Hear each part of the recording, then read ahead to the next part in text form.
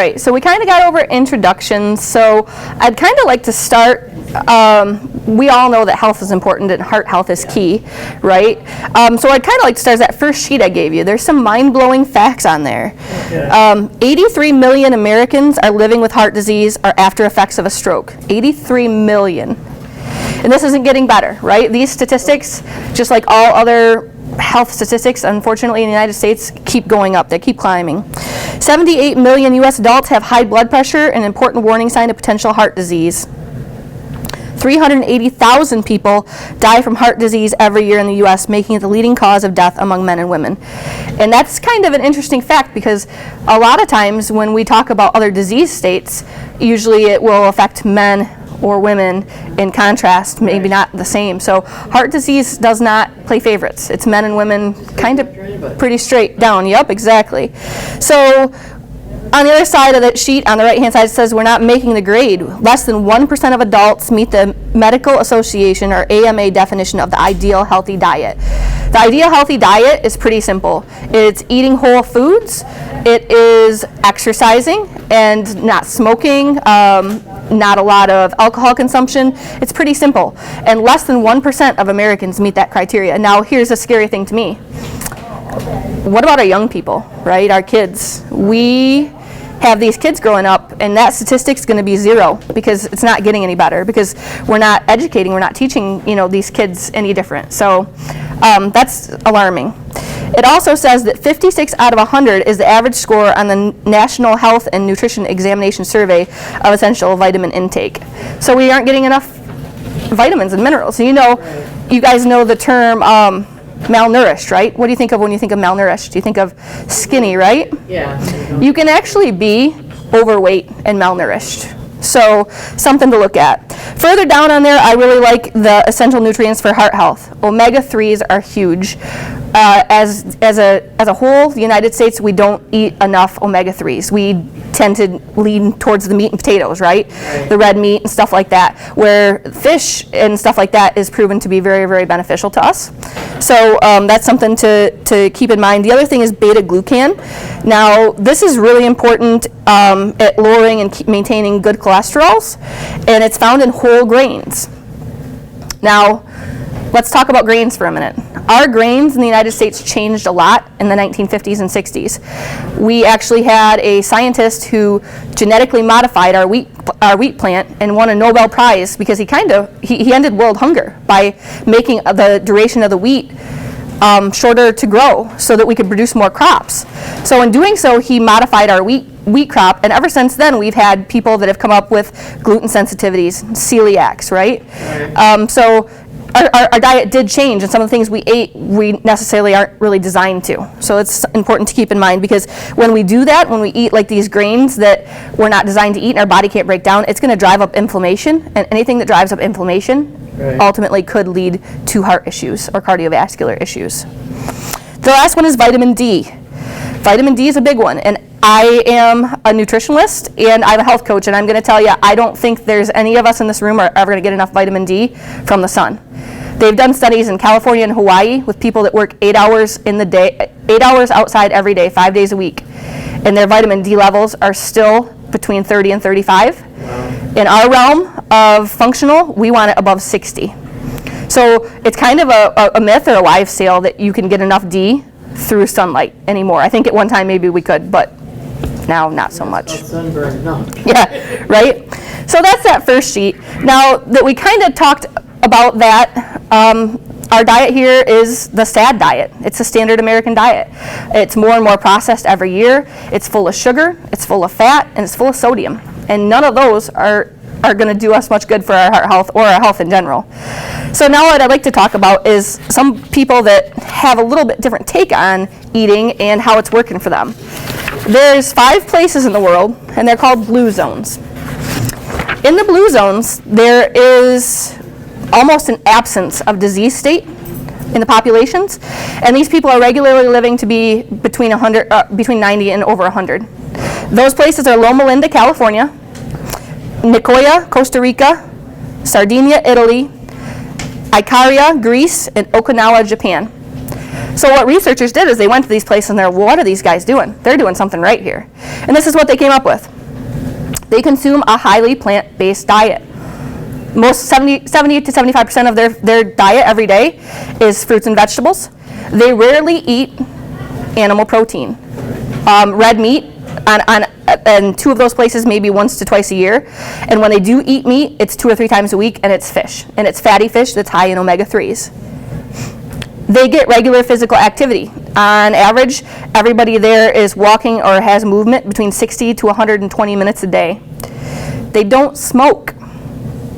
They do occasionally consume alcohol in moderation. Their alcohol of choice is red wine. It's high in resveratrol. Resveratrol is great for heart health. Doesn't mean go have a bottle of red wine tonight. That's not what I'm saying. But a glass here and there, if it's something that you can do, it could be beneficial to heart health. Adequate sleep.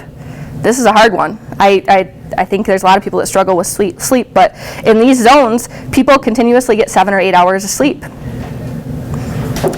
They practice weight and waist control, and that's huge too, because once we end up with this adipose fat and tissue on our body, it's also going to drive up inflammation, which is also going to drive up anything to do with cardiometabolic states. So this is an interesting fact. I like this study. Anybody, how many people in the room, by raise of hands, has ever had a sausage egg McMuffin from McDonald's? Never had one? Has had one. Oh. Yeah. I'm a fan. I enjoy one every now and then. So this is very interesting. The importance of every single meal on artery health was shown in a study which healthy volunteers were fed a sausage egg McMuffin. Measures of reduced artery health were seen within 1 hour of eating that, and peaked at 4 hours. It took 6 to 7 hours to fully recover from eating that sausage egg McMuffin. Subsequent work has shown that processed meats like sausage egg McMuffin can actually contain a dead bacterial product called endotoxins. They go from the food through your GI tract and into your bloodstream, affecting the arteries within an hour of eating them. It's mind-blowing. I know I didn't like sausage for a reason. Well, I like sausage, and that's the problem, I think, because that's what makes me sad. Regular egg McMuffin with the There you go. plant sausage. Yeah, you know, some of that, it is, but you got to be careful if it's made from soy, because soy can be a little bit of an issue, again, with inflammation, because most soy products are genetically modified, and if they're genetically modified, they were genetically modified so that they could use herbicides and pesticides on them, which means we're eating that. And that, again, is going to cause inflammation because we weren't designed to. So, yes, you're right, but you got to be careful where it's sourced. So, how do we eat for heart health? What can we do? Make sure your diet's full of omega-3 fatty acids. We already talked. You can get them from fish. Salmon's a great source. We're going to talk about buying meat sustainably in a minute, but when you buy fish, you really want to, and it's not really that much more expensive even in fish and seafood, you want to look for not farm-raised. You want to look for wild-caught. Reason being, if it's a farm-raised fish, it's fed gluten and corn and all the GMOs and all the pesticides and herbicides that we kind of don't want in our body. So it's important to know where your fish comes from. You can also find those omega-3s in chia seeds and flax seeds, walnuts, and algae. Or, of course, you can come see us at the Apothecary Company, and we would be happy to show you a good omega supplement. But again, if you're going to go buy an omega supplement for heart health, be sure you know where you're getting it, and it's reputable, because it's really easy for them to put farm fish in there as well, which could drive up mercury in you and just ultimately lead to some not so favorable side effects. You know, eating fish oil is omega, and it can get kind of gross with burps and stuff like that. If you get a good fish oil supplement, it won't do that. So if you can't get it through diet, there are ways to get around it. We talked about this too. The meat and potatoes mentality I grew up with, it's kind of got to go. It's not healthy. We need more than that in our diet if we're going to eat sustainably for our health. So how are you going to build your plate? When I was little, I was taught that you built your plate with a big chunk of meat, some potatoes, and a few vegetables. That was honestly how I was taught to build my plate. And that doesn't mean that we all were, but we're all a product of our conditioning as children, right? We actually should be building our plate with 50 to 70% vegetables and fruits, and we really want to make sure that we're eating the whole rainbow. If you like red peppers, put them on there. If you like, if you're one of those people that likes to eat a salad with some blueberries and strawberries, all those phytonutrients are so important at the end of the day to make sure that we're diversifying and we're eating all that stuff. So how do you do that? How can you eat more of the good things? Well, you can turn your main dish into a salad. Use fruit as a dessert. Start the day with some kind of a healthy fruit. You can, this is a good one, research has shown that you are 70% more likely to grab a fruit if it is out on the counter in a bowl. And I have kids, 9 and 11-year-old, and this is true. They won't get it out of the fridge. You gotta see it to eat it. But if it's on the counter, they'll eat it. And then the other thing is you could always use lettuce instead of breads. That's a kind of a fun thing to do every now and then when you're too high on carbs and don't need it. So we covered phytonutrients. Fat should be 7% or less of your daily intake. And you got to be careful with the kind of fats, right? We've been through all these different, do you remember when eggs were good and then eggs were bad and then eggs were good and eggs are bad? I don't know what eggs, I think eggs are good sometimes. Who knows anymore, right? We've gone through these things with many foods, but one of the things they have proven now is we used to fall heavily and cook heavily and rely on canola oil and vegetable oils for cooking and things like that. And research has shown now that that really does clog arteries pretty substantially. In the southern states, there was 3 states done in a study of children that were 18 to 25 years old. And in this study, kids that ate 5 meals, more than 5 times a week, already had corrosion in their arteries from eating those fried foods. Which oils did you say was bad? Vegetable, canola. Okay. You really want to reach for a really, and it gets expensive if you depending on where you buy it, is a good olive oil, a really nice extra virgin olive oil. Yeah. And then the other thing you could do is coconut oil. There's also avocado oil that's up and coming and has a really good, you get into these oils and you got to worry about a smoke point, at which point they smoke when you're cooking.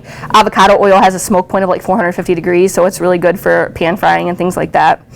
And you could also use ghee, which is clarified butter, which we kind of got out of because we were told butter was unhealthy, but now they're coming back into saying that ghee is actually really helpful and beneficial.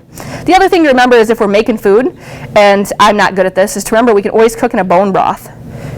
You can always cook in broth instead of oil, or boil in broth instead of water and give more flavor that way. So we're going to want to limit the deep fried foods for sure because it can corrode your arteries. Also, we got to be mindful of sodium. Elevated sodium intake we know can lead to high blood pressure. So you want to aim for less than 2,300 milligrams a day. And in a minute we're going to look at how to read an actual RDA on the back of a food label so that we know what that looks like. Now the next one is a big one, and this is a passion of mine, and it's sugar. Sugar in America is out of control. So in America, the average intake of sugar for an adult should be between 25 and 30 grams of sugar. It looks like this, right about this, right? The average amount that we consume every day is this, 77 grams. 77 grams of sugar is in one 20-ounce Mountain Dew. And how many people do we know that has 3 Mountain Dews a day? I know plenty. Coca-Cola has 39. 12, yeah. Pop and neurologist said, really? Yeah. A 12-ounce can of Coke has 29 grams. So you've exceeded your daily limit with 1 can of soda. But it doesn't stop there because they hide it everywhere. In 3 tablespoons of ketchup, you'll find as much sugar as in 1 glazed donut. 3 tablespoons of ketchup, 1 glazed donut. So it hides in things we eat every day. So this, 77 grams a day, adds up to 63 pounds a year. Now, I think we all are familiar with what a 50-pound bag of dog food or feed looks like. That's a lot of sugar. That's a ton of sugar. And what does it do? It inflames us. And then that inflammation is going to lead to heart issues eventually, or it could lead to many other issues. But the moral of the story is sugar is probably the biggest problem the United States faces with their diet. They did a study in rats. They gave some rats some heroin. They gave some rats some sugar. The rats that had the heroin actually had an easier time detoxifying than the rats that were put on sugar. So it's a real problem. And the other thing that we are misled a little bit is that our fat in our diet makes us heavier, our fat.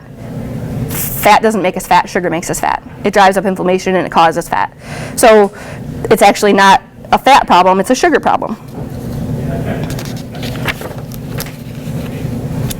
So meats, we talked a little bit about meats. And I know that we're at a time when we go to the grocery store and we're literally trying not to cry as we check out because things are so expensive right now, but when you can, buy grass-fed organic meats. When you're doing that, you're buying an animal that has, and grass finished if you're buying beef, because if you don't buy grass-fed and grass-finished, that animal was probably grass-fed until the last 6 months before slaughter, and then it was probably dumped full of corn right before slaughter to fatten it up. So grass-fed, grass-finished, and organic are really important in beef products.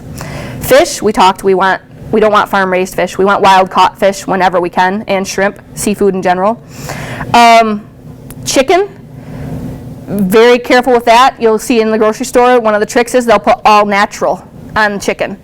All natural is not anything that the USDA recognizes. They don't have a stamp of all natural. So if you see all natural, it's probably BS.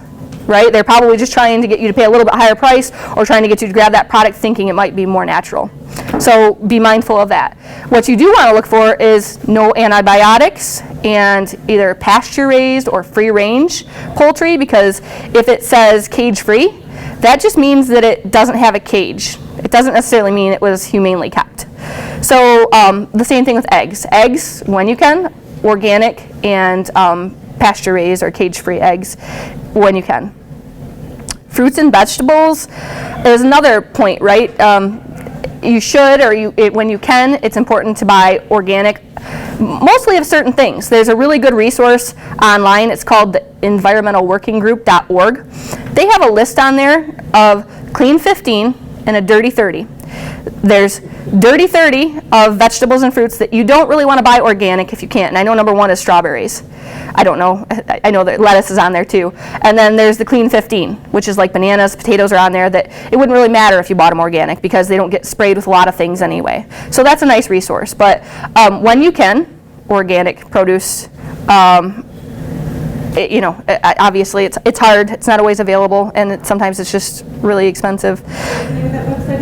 It's environmentalworkinggroup.org. EWG.org. The other thing about that is when you buy organic, you're reducing your risk of GMOs. Now, there's controversy everywhere of what GMOs does on the body. But I think at the end of the day, it's something we weren't designed to have in our body. And I think that, it could cause some issues. And there is some studies out there that say that it does cause issues when, there's been Roundup and stuff like that sprayed on our food. So that's another reason to buy organic. The other thing I didn't put in here, but I just remembered it, is dairy. Dairy's huge too.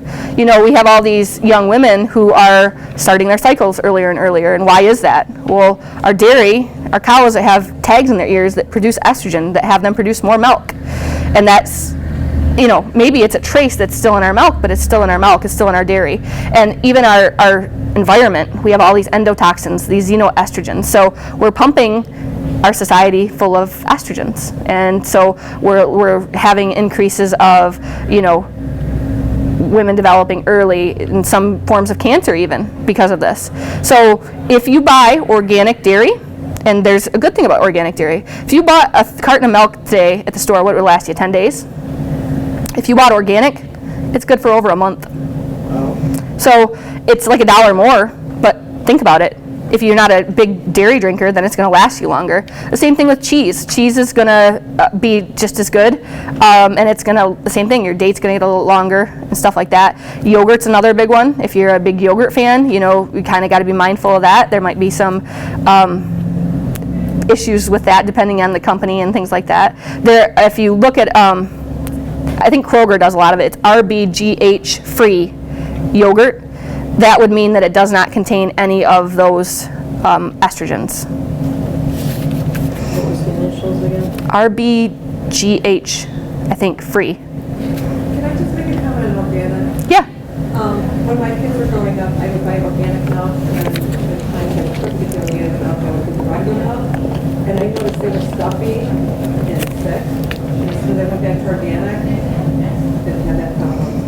Yeah. That really does make a difference. When I first began. And you know, there's always a controversy on dairy too, whether it's good for you. There's some statistic that 70% of Americans are lactose intolerant, and they maybe just don't even know it. There's not the enzymes in that milk for us to break it down. When they pasteurize it, they take out the flora that would help us break it down. So it is hard for us to break down, both the lactose, and there's a casein product in there that's hard for us to break down. So it's not me saying to stay away from dairy, it's being maybe mindful about where you're sourcing your dairy from, if you can tolerate it. The other thing I'm going to talk about is kind of a newer thing, right? And it's called fasting. Is anybody familiar with fasting?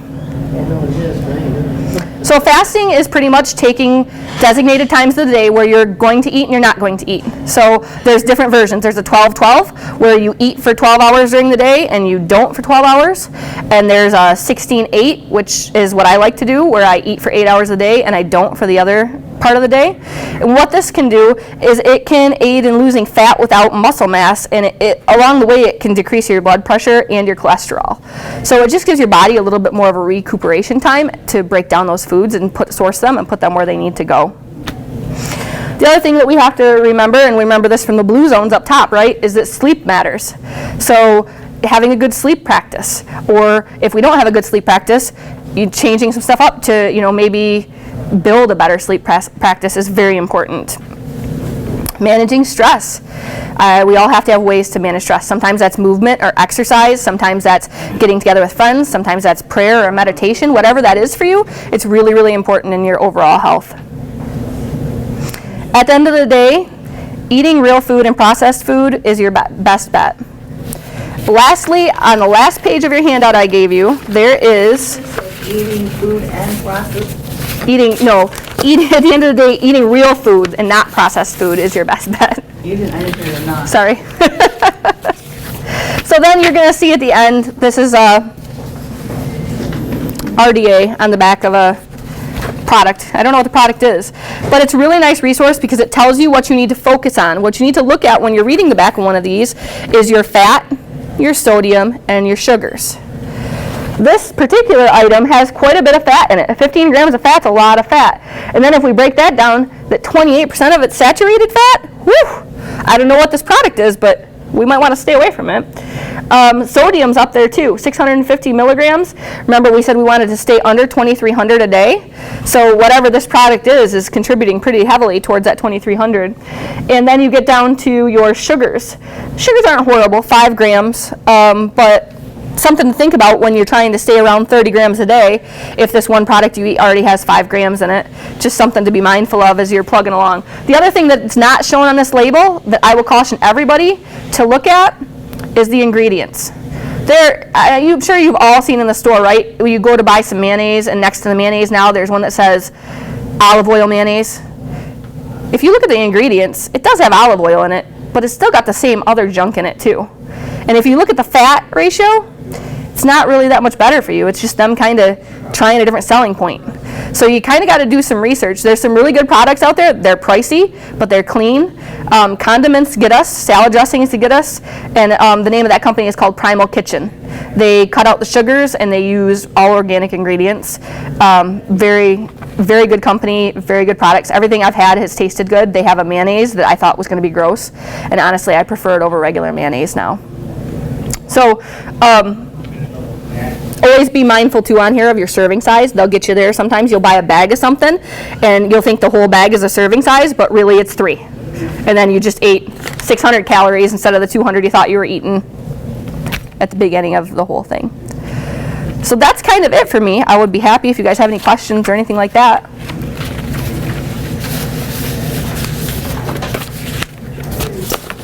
Yeah? What do you think of the keto diet? I like the keto diet. Honestly, I think it's good for lean muscle mass. It does, but it's good fat. There's no garbage fat there. If you're eating keto, you're eating quality fats, not junky fats. That would be the idea if you were doing keto correctly, I should say. You could do the keto diet and get into ketosis without that. But if you're doing it correctly, then you would be doing like the salmon, right? You'd be doing grass-fed lean beef. You'd be doing clean chicken and stuff like that. Some people have a hard time with that with their digestive systems though. Same thing with paleo. Some people just have a hard time with that as far as regulating digestion because it's a lot of protein and a lot of fat. And not everybody does well with that. So it's really a case-by-case, person-by-person thing. I like, if I had to pick a diet, I like the Mediterranean diet. It's high in olive oil, it's high in green leafy vegetables. You know, I like that one. I like the Mediterranean. Yep. I've been afraid to do keto because I just thought it was too much oil. Like I said, there's some people, and for certain medical reasons, right? I might recommend it to somebody, depending on what they have going on. But I really like the Mediterranean. That's my favorite. Yeah. Well, my friend just started on a medical weight loss. Oh, I've heard good things about that. But the thing is, she's eating meat and just vegetables, and that is it. But then what was all this stuff about Dr. Atkins? When you go on a lot of protein, then you get kidney problems. And Right. stuff like that. You could. So you know what is there? It's like you have to have a balance. What's that ratio, right? And I think that ratio, and it's so hard for us to transform, is taking that meat and making it a smaller serving, right? A little serving in a big plate of vegetables and fruits. And that's really hard to do when you were raised meat and potatoes. It's really hard. So, I mean, it's I think it's changing our kids' minds a little bit too. At least the younger generation coming up, all they eat is processed food. Yeah. So that's really increasing disease states out there. Jenny crave processed food then, if you think about it. It would be. I think. What, $125 a week? Yeah, I think a lot of that probably is maybe it's not highly processed, but it's somewhat processed. Yeah, and I'm thinking, You know, the other mind-blowing one, if you guys ever did Ensure, the drink, right? That stuff is so not good for you. It's full of sugar, it's full of soy, it's got milk in it. It's not clean. It is not. Yeah. In nursing homes, they make it. I know. They make it. They prescribe it to them. A doctor will prescribe Ensure, and Medicare will cover it. yeah. It's crazy to me. We have stuff at the store that it's called medical food, and it's similar, but it doesn't have that junk in it. Interesting. Very. Well, thank you guys. I appreciate it. So much, Sarah. It's good seeing you somewhere other than the store. Yeah. What? Can you talk more about the fasting? More about fasting?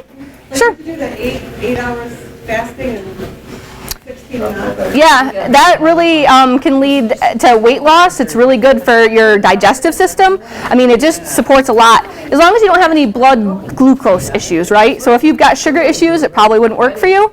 But if you don't, I feel great. I will not eat past 8 o'clock at night, and then I won't eat until 1 o'clock the next afternoon. And that's what works best for me. And I'll just drink, what I drink in the morning is water, and I will drink green tea for a little bit of caffeine, and I enjoy that. What's the Primal Kitchen? That you, Primal Kitchen, they sell at Kroger, they sell it at Walmart, they sell it all over. They make ketchup, they make salad dressings, they make mayonnaise, they make everything in between. And there's another one out there, and I can't remember the name of it, but there's another brand out there that is like a sugar-free kind of condiment place, and they make like yum yum sauce and stuff without the sugar, and it's actually really good. yeah, they stick that sugar on. The bad part is I think a bottle of Primal dressing, like any kind of dressing like the mayonnaise I bought, is like $7 or $8. So that's the problem with it, especially if you have kids that like to waste ketchup and stuff, and they dump it on their plate and you're like, that's like $5. You're welcome. Thanks again.